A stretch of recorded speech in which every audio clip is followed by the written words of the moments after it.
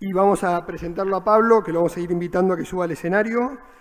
Pablo Giesenow es cordobés, es abogado, es diplomado en gerencia empresaria. Actualmente es presidente del Tribunal de Cuentas de la ciudad de Córdoba y amante del deporte como forma de superación personal, saludable y divertida. Pablo, te invitamos a subir al escenario. Gracias.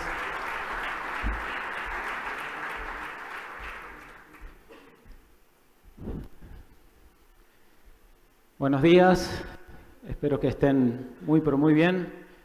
Como decía, soy Pablo Giesenow, soy cordobés, papá de Máximo, Delfina y Matilda, abogado, diplomado en gerencia empresaria y un afortunado de poder día a día ejercer la profesión que amo, tanto en mi estudio jurídico como en el ámbito público, como presidente del Tribunal de Cuentas. La idea de venir hoy hasta Mar del Plata es nada más y nada menos que para compartir una experiencia personal y buscar la manera juntos de que esa experiencia pueda trascendernos y convertirse en una especie de caja de herramientas que todos tengamos a mano en algún momento de nuestra vida que podamos necesitarla. Ver cómo a través de esta experiencia podemos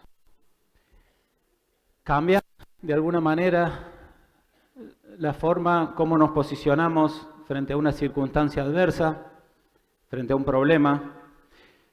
Y también, y mucho más lindo, cómo podemos con actitud y tratando de romper los patrones que nos limitan en el día a día, posicionarnos frente a un nuevo desafío, frente a un sueño, frente a una meta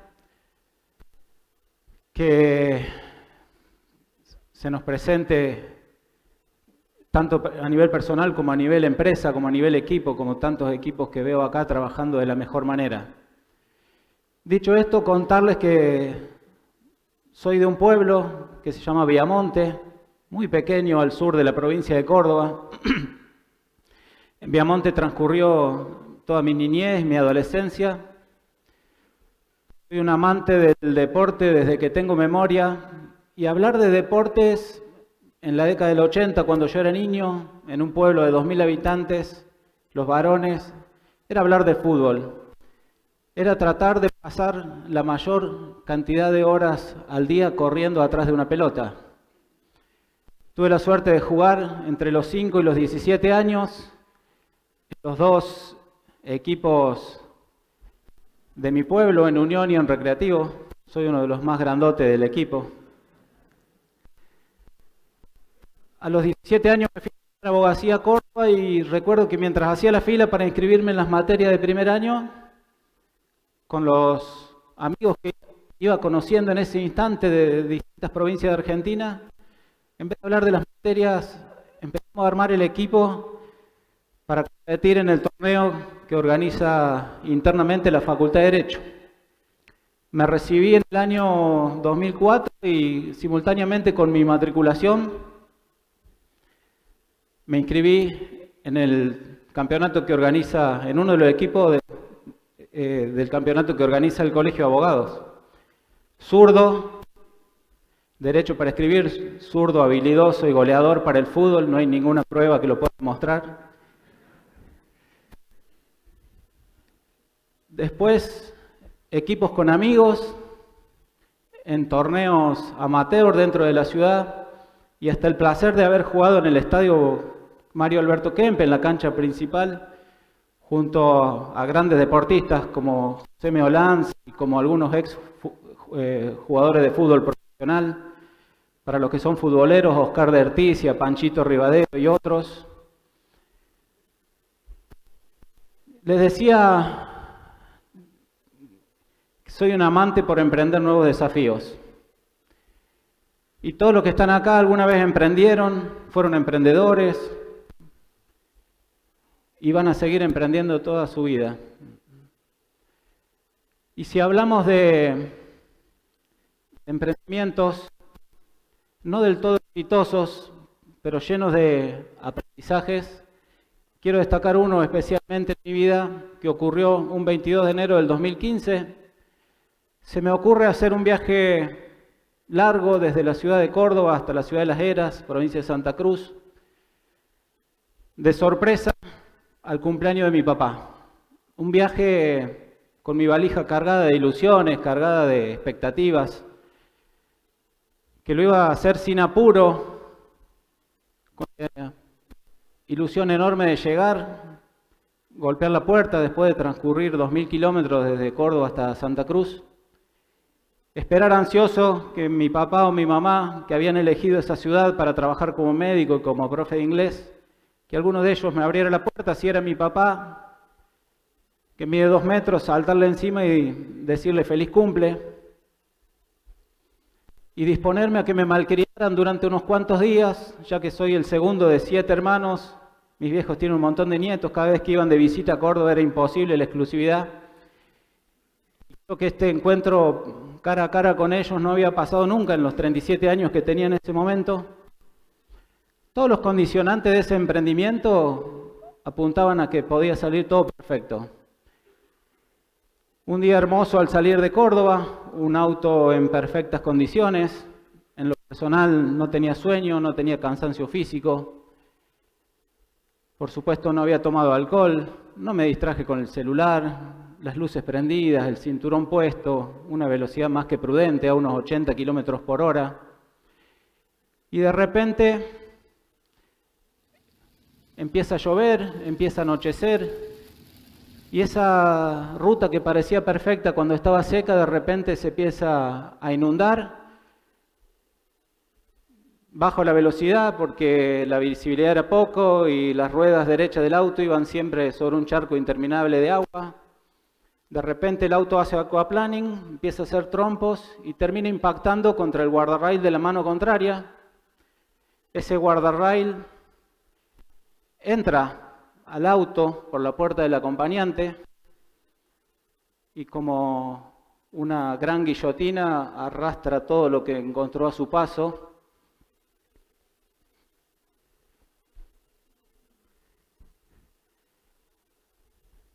Estoy en ese auto en el medio del dolor y de la desesperación, pero sobre todo la incertidumbre, no entender bien lo que estaba pasando, aproximadamente media hora. Fueron los 30 minutos más largos que se puedan imaginar. Yo podía ver que la pierna más habilidosa, la goleadora, no estaba, pero no veía mucho más. Estoy en esa situación hasta que llegan mis ángeles de aquella noche. Esos ángeles fueron las personas que pararon en el medio de la ruta, en el medio de la noche, con lluvia, a ver qué había pasado, se acercaron y a través de la ventanilla me acercaron una botellita de agua, tranquilizarme, pero sobre todo y pidieron ayuda. Y ahí llegan otros ángeles, que son los bomberos, la policía y la ambulancia con los médicos,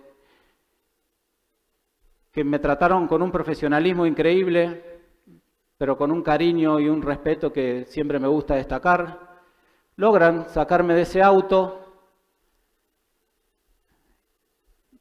me trasladan en una ambulancia hasta Santa Rosa, La Pampa. El accidente fue entre Winifreda y Santa Rosa, en la ruta 35.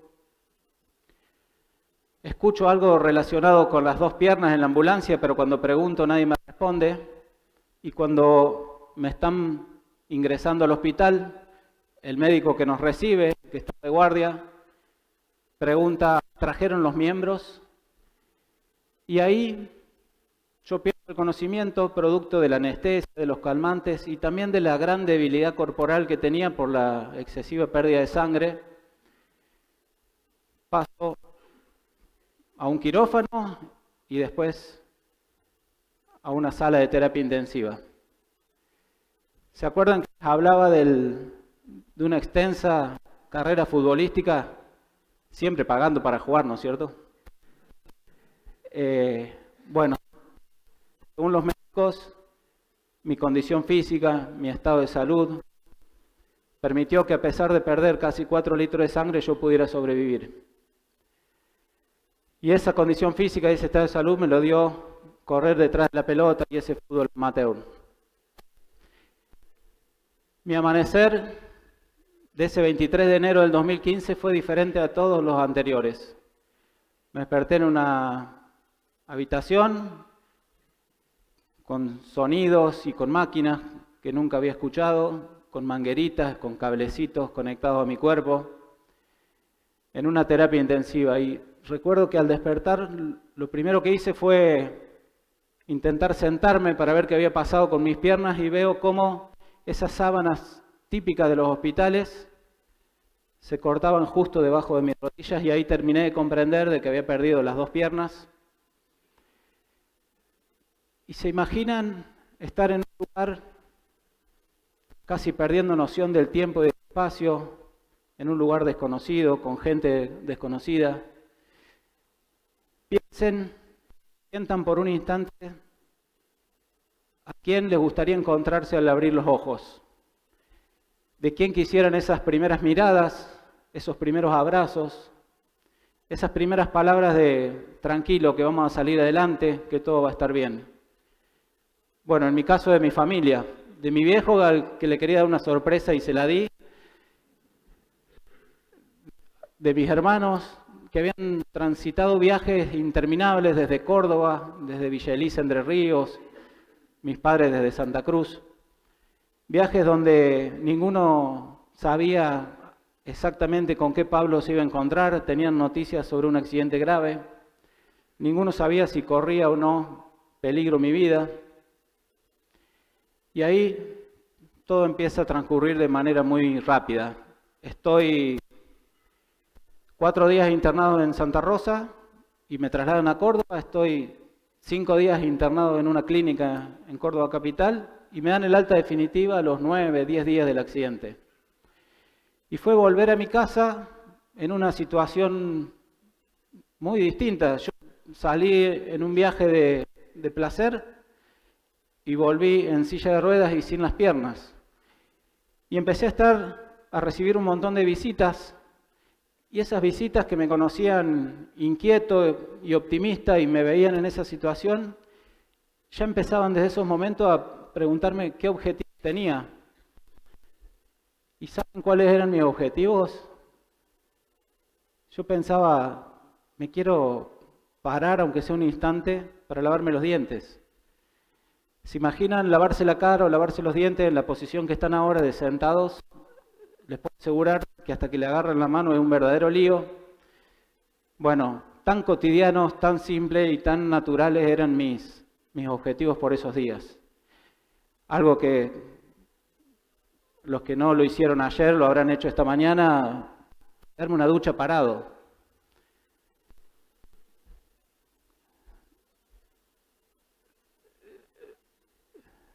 Me doy cuenta de que aceptar lo que me había pasado fue una de las mayores suertes que tuve. Nuestra vida mejora cuando la aceptamos, pero no solamente aceptar el desafío, no solamente aceptar esas cosas que no podemos cambiar, sino también aceptar el desafío de cambiar aquellas que sí podemos y que al hacerlo nos va a mejorar nuestra calidad de vida. Le decía, soy abogado y había montado en mi casa una especie de oficina y rehabilitaba en mi domicilio con una kinesióloga que iba todos los días, pero llegó el momento en que yo sentí necesidad de salir del confort de ese momento y enfrentar la vida real, así que silla de ruedas, que es esa que se ve allá a la izquierda de la pantalla, valga la redundancia, salí al ruedo de nuevo. Me fui a mi estudio jurídico y me fui a rehabilitar en un centro de rehabilitación. Y después de las 3 horas diarias de kinesiología obligatoria, yo aprovechaba los aparatos de gimnasia, las mancuernas, las colchonetas, las pelotas para quedarme entrenando un rato más. Primero, porque me encantaba el deporte, y segundo, porque sabía que al momento de recibir las primeras prótesis, el resto del cuerpo debía estar lo más fuerte posible, para enfrentar un desafío nuevo en mi vida. Aprender a caminar. ¿Alguno se acuerda acá el día que aprendió a caminar? Bueno, yo me acuerdo. Fue el 4 de septiembre de 2015, de ese mismo año, 223 días que transcurrieron en mi vida sentado en una silla, en la silla de ruedas o acostado. 223 días después de ese momento, donde quería volver a sentir la sensación de estar de nuevo de pie. El día llegó, kinesiólogos, ortopedistas se acercaron y me empezaron a preparar psicológicamente para ese momento. Me explicaron cómo poner las prótesis y me dijeron, paciencia, es un proceso largo que requiere tiempo, mucha práctica, vas a usar un andador, en unos días te vamos a sacar el andador y vas a usar 2 bastones, después vas a usar un solo bastón, hasta que quizá en un mes y con mucho entrenamiento vas a poder caminar sin ninguna especie de ayuda técnica. Era tanta mi ansiedad y tan buena la preparación física que yo ese día recuerdo sentado en la silla de ruedas, 2 barras paralelas, me coloco por primera vez las prótesis, me siento seguro, con confianza, con equilibrio, corrí el andador y salí caminando con una naturalidad y con una facilidad que sorprendió a todo el mundo que estaba en esa ortopedia y en ese centro de rehabilitación, y nunca más lograron tenerme quieto ni un minuto.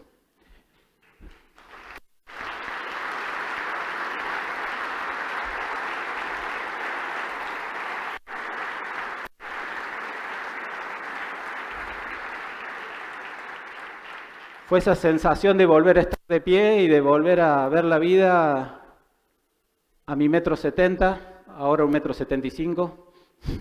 Algunas ventajas de pegar el estirón a los 40.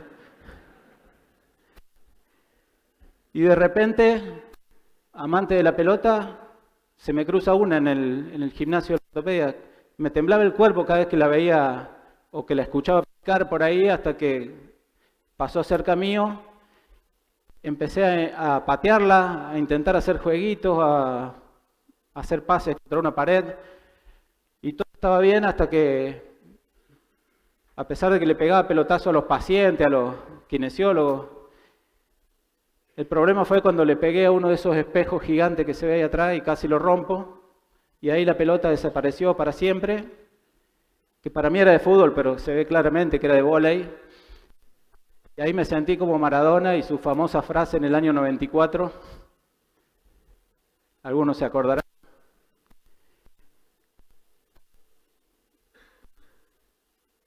Y ya me estaba conectando despacio, a mi manera y con mucho entusiasmo con el deporte. Entonces decido cambiar ese centro de rehabilitación por un gimnasio convencional. Y en ese gimnasio pasé de estar rodeado de pacientes a estar rodeado de deportistas de todos los niveles. Y empezaron a pasarme cosas realmente motivadoras. Que venga un deportista súper entrenado y me diga, Pablo, te admiro. Yo lo miraba extrañado y me decía, hoy no iba a venir porque me dolía un hombro. Me acordé que vos venís sin las piernas, di un salto de la cama y me vine. Y también empecé de a poco a naturalizar algo sin darme cuenta, que hoy lo hago mucho más consciente, que es la presencia de una situación o de una persona con discapacidad en un ámbito donde no es habitual. El primer día me miraban todos, el 100% de los compañeros, disimuladamente, directamente, algunos me hacían preguntas, me dejaban su lugar en los aparatos, sobre todo en los horarios pico del gimnasio. A los 15 días, la mitad me miraba, la otra mitad ya cada vez menos, y al mes de ir al mismo gimnasio a entrenar con las mismas ganas, logré mi objetivo, que era pasar absolutamente desapercibido.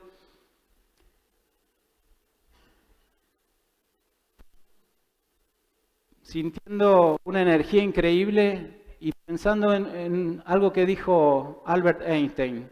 Hay una fuerza motriz que es más poderosa que el vapor, que la electricidad y que la energía atómica, y es la voluntad. Y yo estoy convencido que la fuerza de voluntad puede reemplazar cualquier parte del cuerpo. En mi caso es literal, pero en cualquier caso la fuerza de voluntad le va a permitir no solamente superar alguna circunstancia adversa, le va a permitir lograr objetivos, alcanzar metas. y concretar sueños que en principio puedan parecer imposibles. Esa voluntad que yo la defino como un gran motor, y como todo motor necesita del más puro y del más potente de los combustibles.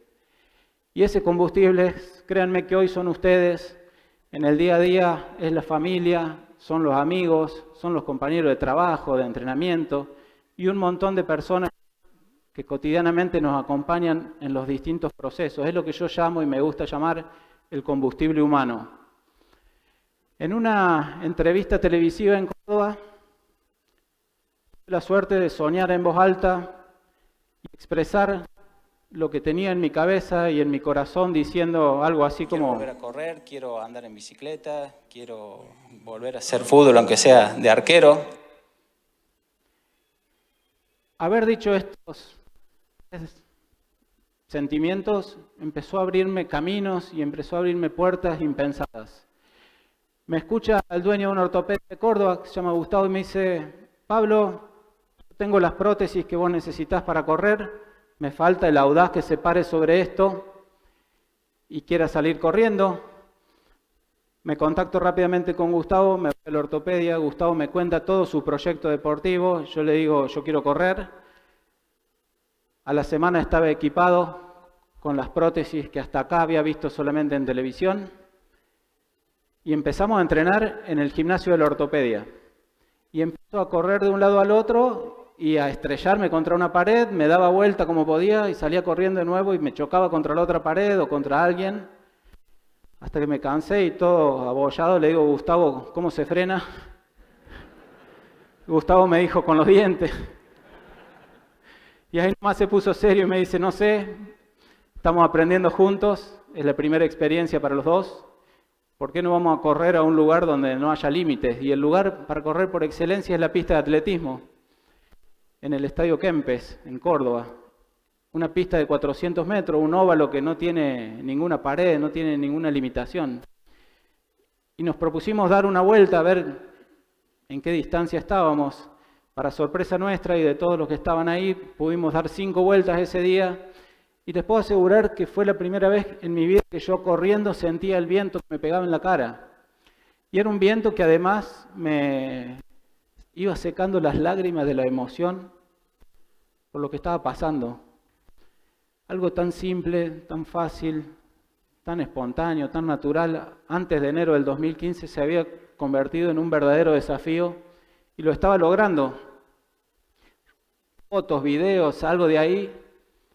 Quería contarle esto a todo el mundo. Arrancaba yo 2015 con mis redes sociales muy incipientes y ahí descubrí, seguramente hay gente que es community manager o que trabaja en redes, cómo viralizar una noticia rápidamente y efectivamente. Eran 2 simples pasos. El primero, contárselo a mi mamá, y el segundo era decirle: no le cuentes a nadie.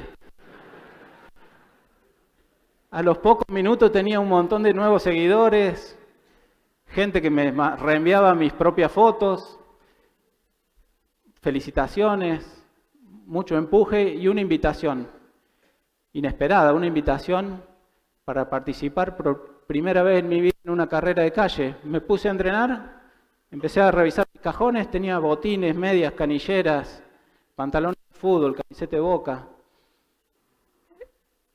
No tenía nada para el running. Por suerte el running es mucho más simple. Unas gafas facheras, la remera de la competencia y a correr. Llegó ese día, 5 de noviembre del 2015.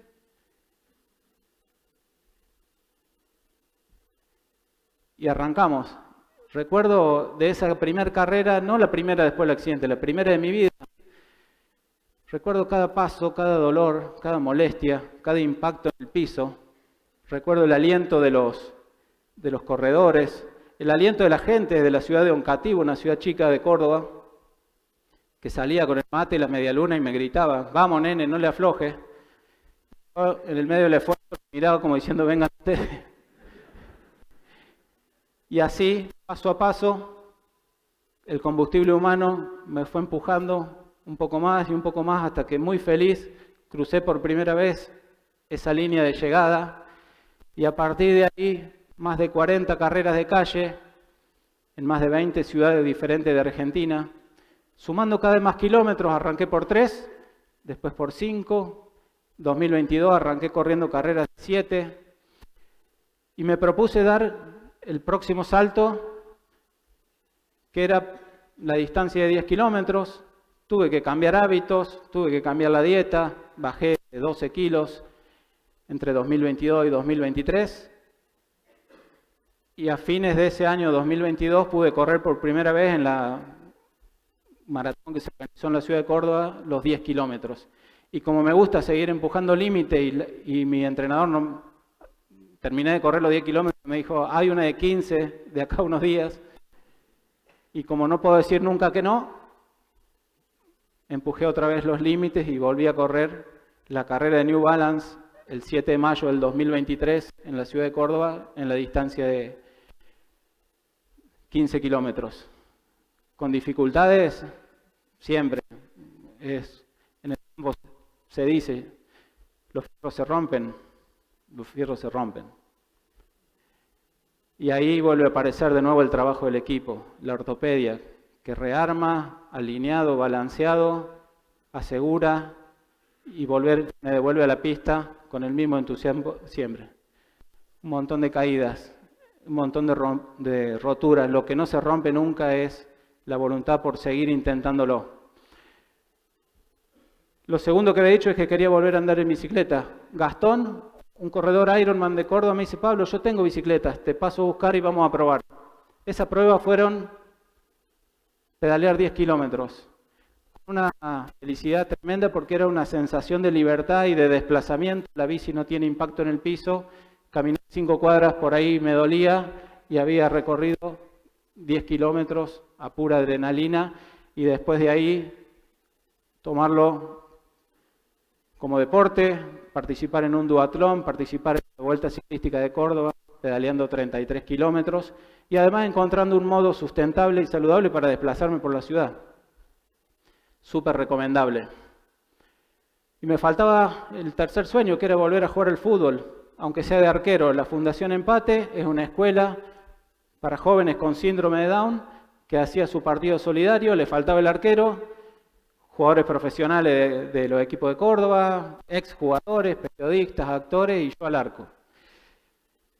Pero además de la felicidad de volver a estar dentro de una cancha después de tanto tiempo, el partido que jugaron los alumnos de la escuelita, que es el que nos llenó de emoción ese día y nos dejó miles de enseñanzas, donde los dos equipos enfrentados, cada vez que uno metía un gol, corrían los 10 jugadores de los dos equipos a abrazarse a la mitad de la cancha, a festejar juntos, volvían a sacar del medio y seguían divirtiéndose como nunca. Y hasta acá había logrado concretar esos objetivos que me había planteado en aquella entrevista. Y mientras pensaba qué más me va a deparar la vida, recibo un mensaje en las redes sociales diciendo, che, estoy organizando un evento en el Aconcagua, solidario, a beneficio de una fundación. En 2 meses salimos desde Mendoza. ¿Qué opinás? Sí, le dije que sí. Después empecé a ver qué era el Aconcagua. Lo que podía encontrar es que a esa altura faltaba el oxígeno, que era la montaña más alta de América, con 6.962 metros, que podría haber entre 20 y 30 grados bajo cero. Lo que los buscadores no decían de esa experiencia es que íbamos a extrañar a la familia, que nos faltaba el confort de la vida cotidiana, el agua caliente, un baño, el wifi, que íbamos a dormir solo en una carpa con vientos afuera que parecía que se la llevaban volando todos los días. Pero ya había dicho que sí y me puse a entrenar en la escalera del Parque Sarmiento, como si en la montaña hubiera escalones. Era lo que más tenía a mano y con el poco tiempo que tenía para entrenar en la previa a esta, que era mi primera experiencia en montaña. Arrancaba por lo más difícil. Llegó el día y allá fuimos con un grupo de personas que a través del deporte habían superado adversidades. Estaba Fabricio Berto, Paula Pareto, Silvio Velo de los Murciélagos, Julián Weich, un excombatiente de Malvinas, un torero español. Era un grupo de más o menos 20 personas enfrentados a la montaña. Caminar entre las piedras es difícil para cualquiera, para un doble amputado mucho más. Había peligro de congelarse los pies, en el caso mío no zafaba, aunque me olvidara los pies fuera de la carpa, no tenía ese problema, pero mis compañeros sí. Y cada uno fue a diferentes alturas haciendo su propia cumbre. De esos 20, solamente 2 llegaron a plantar la bandera en la cima de la Concagua, pero para todos y cada uno de nosotros fue una de las experiencias más inolvidables de nuestra vida. Fue llevar lo más alto que podíamos nuestras banderas. En el caso mío, podía subir casi sin dificultad, pero en las bajadas las prótesis me hacían una palanca que me hacían doler mucho y también me lastimaban. Y a veces es tan importante subir como bajar a buen ritmo, sobre todo si algún problema de salud o algún problema climático apareciera. Entonces, casi a los 5.000 metros de altura, me reuní con los guías, con el equipo, con los organizadores y decidimos que esa había sido mi cumbre y que estaba muy feliz de haberlo intentado. Y empecé el descenso y llegué al hotel y me bañé después de 15 días. Estaba feliz de no bañarme 15 días. Y otra vez la calefacción y las comodidades de nuestra vida cotidiana. Y yo dije, ojalá que el próximo desafío sea el Mar del Plata.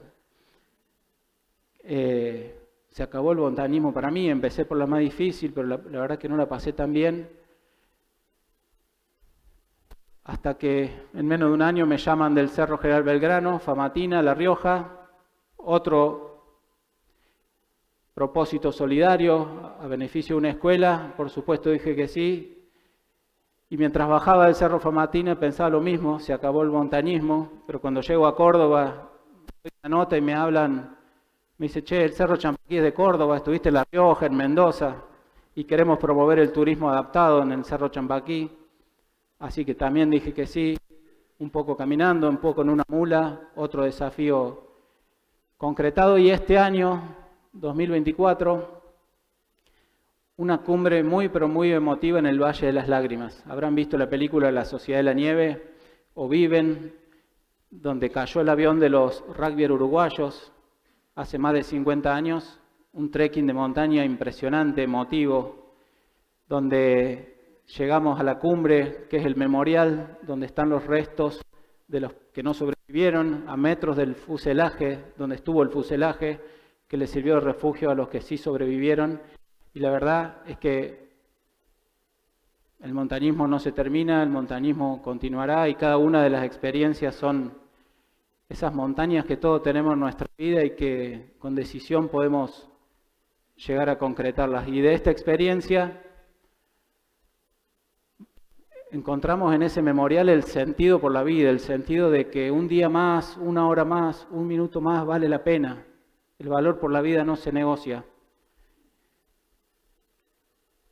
Y me dejó la experiencia, además, el saludo de uno de esos sobrevivientes, de Gustavo Servino, que me llena de emoción escucharlo porque es impresionante lo que tuvieron que vivir en esos días y la cantidad de enseñanzas que nos trajimos de esa montaña. Querido Pablito, soy Gustavo Servino.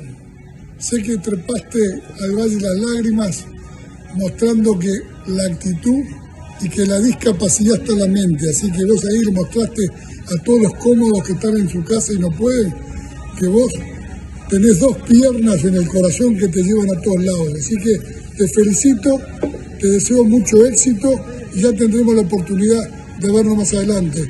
Mucho éxito. Un genio, Gustavo. 2 piernas en el corazón que nos llevan a todos lados.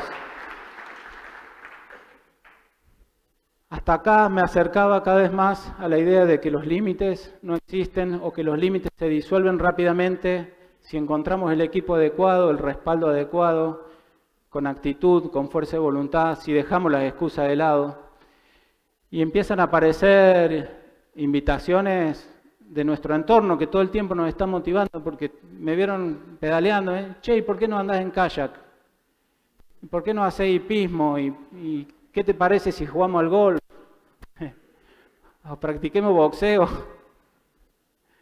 Vamos a jugar al rugby. Primera vez en mi vida que agarraba una pelota de rugby. ¿Te quedó miedo de manejar? Me preguntan. Bueno, un curso de piloto, de navegante de rugby. ¿O por qué no te parás sobre unos rollers o sobre un monopatín? Y también deportes que un poco llegaron para quedarse. Esos deportes que sigo practicando con frecuencia, tratando de mejorar técnica y físicamente en cada entrenamiento, como el tenis, como el básquet, con amigos, no siempre con el Club Atenas de Córdoba. La natación, el pádel de todos los miércoles y muchos sábados. Y un deporte que llega a mi vida de una manera muy especial y que tiene que ver con esto que les quiero contar.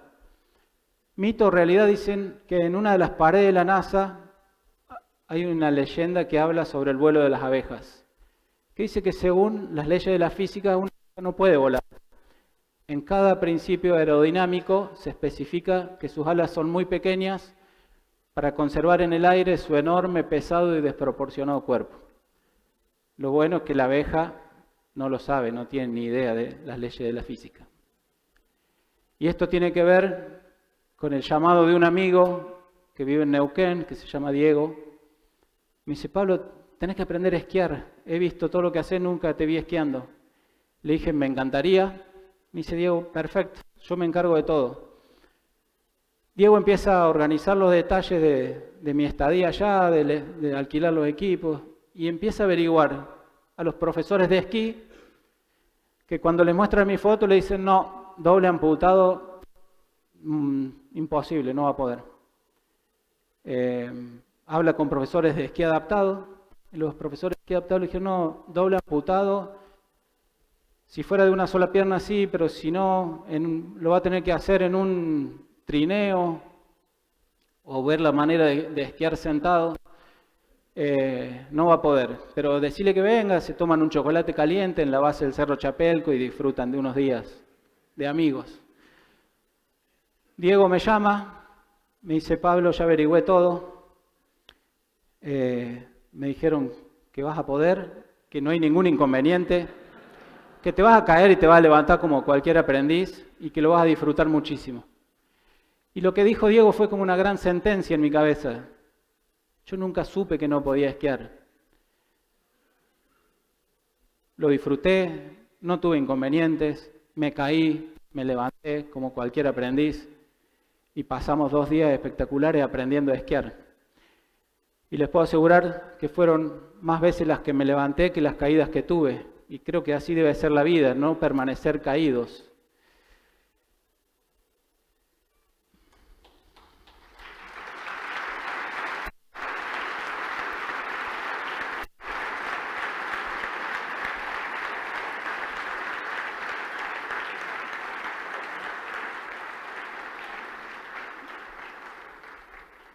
Y otra actividad que me llena el alma y que me permite ser ese canal de ida y vuelta con esto que les comentaba del combustible humano, que me permite llenar algunos tanques, pero sobre todo llenar mi corazón, llenar mi cabeza y llenar mi alma de energías positivas. Es esto que se deriva de los mensajes que recibimos diariamente en las redes sociales, o alguien que nos cruza en la calle o que nos va a ver a la oficina para contarnos que alguien de su familia, más cercano, más lejana, pero está pasando alguna situación parecida.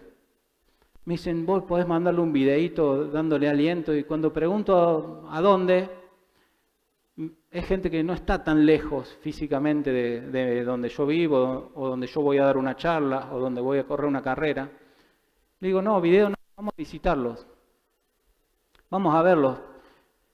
Y les puedo asegurar que cuando me ven entrar en la habitación del hospital, o un tiempo después en la propia casa, se genera un silencio y se genera una luz en esa habitación, porque me ven entrar de pantalón corto, a lo mejor voy en la bicicleta, con el equipo de mate bajo el brazo, sonriendo, empiezo, como todo petizo agrandado, a mostrarle la foto del celular donde estoy corriendo, donde estoy jugando al pádel, donde estoy esquiando, donde estoy parado en unos rollers, y se genera un clima de fe y esperanza para lo que viene en el medio de una incertidumbre que nos pasó a todos, me pasó a mí. Acá hay chicos que un tren le cortó la pierna, que un perro le comió el brazo, que un tumor, enfermedades de nacimiento, accidentes, de lo más variado, pero en todos los casos lo que primero nos pasa es la incertidumbre y ver a alguien entrar con una sonrisa, caminando, con una vida normal, familiar, laboral, social, plena, les puedo asegurar que les cambia la perspectiva de lo que viene para ellos.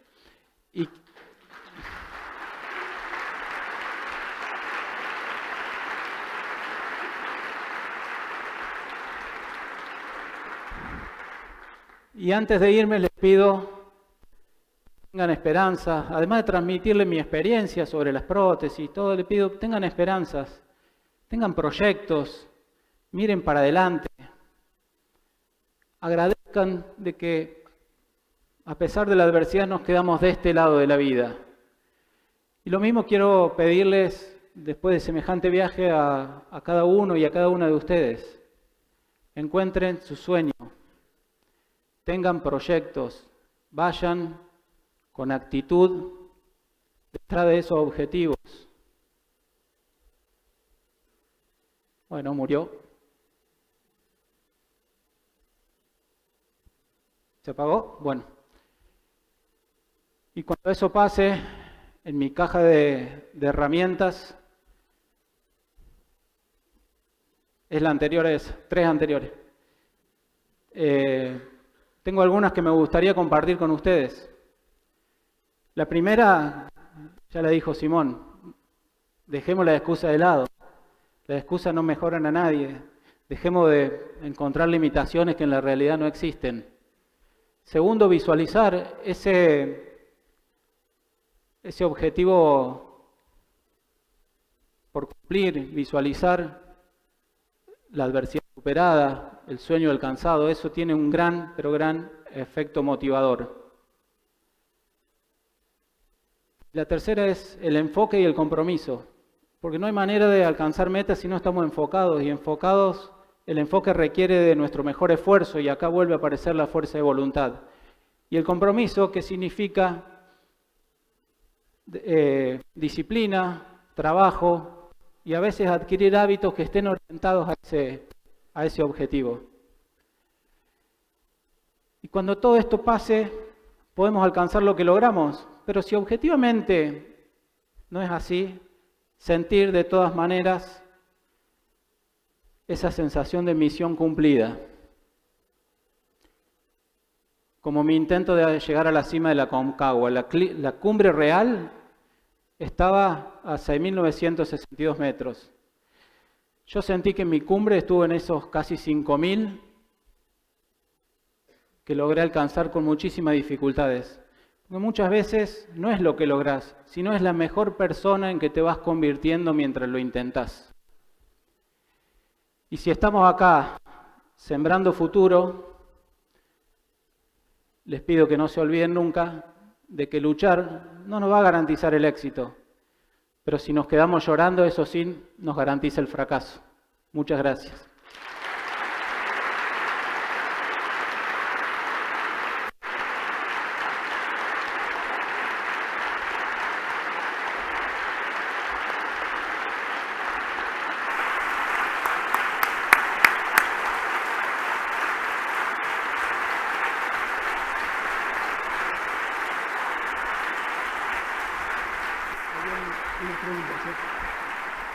Bueno, Pablo, muchísimas gracias por tu charla. Creo que nos deja mucho para trabajar, para pensar, para analizar.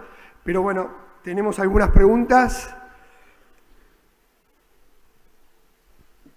Yo de acá no veo nada, no sé si ahí el que está con el micrófono. Ah. Sí. Me bajo porque hace frío acá. Bueno, Pablo,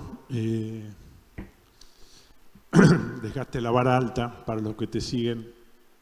La verdad es que se van a tener que esforzar para mantener nuestro nivel de atención.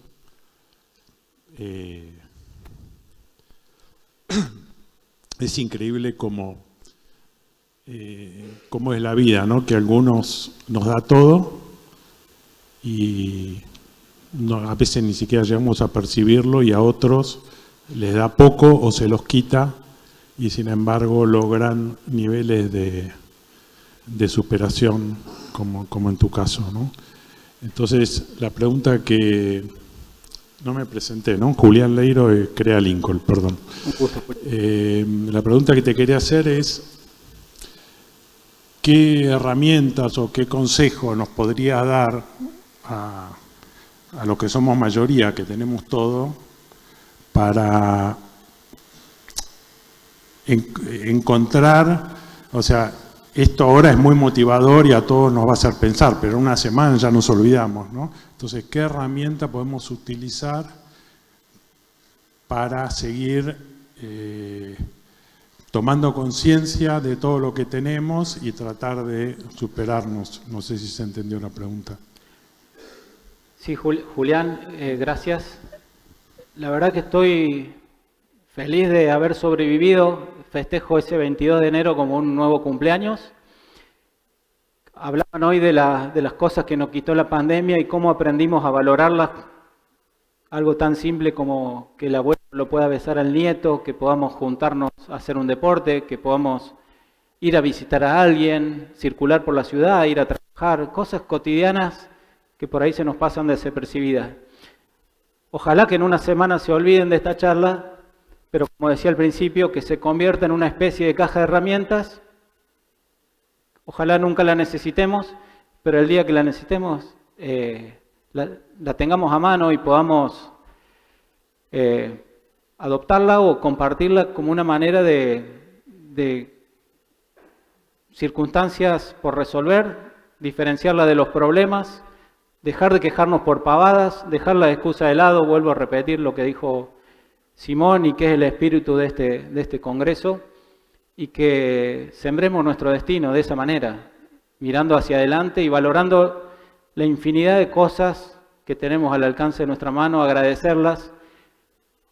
Hoy les decía, poder pararme un ratito para lavarme los dientes era un desafío que me proponía en un momento determinado de mi vida, y de repente estoy peleando contra la cumbre de una de las montañas más altas de América. Y la dinámica es esa, es agradecer, disfrutar lo que tenemos y considerarnos afortunados de estar hoy acá. Creo que ahí está el secreto.